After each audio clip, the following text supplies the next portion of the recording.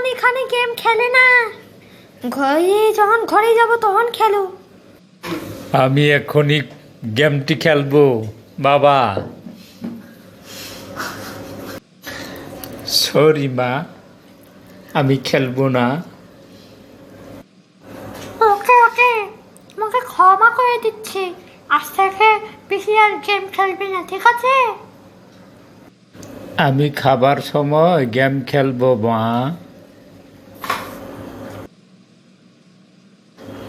আমি বলছিলাম তুমি কোনোদিনই নেশাটা ছাড়বে না।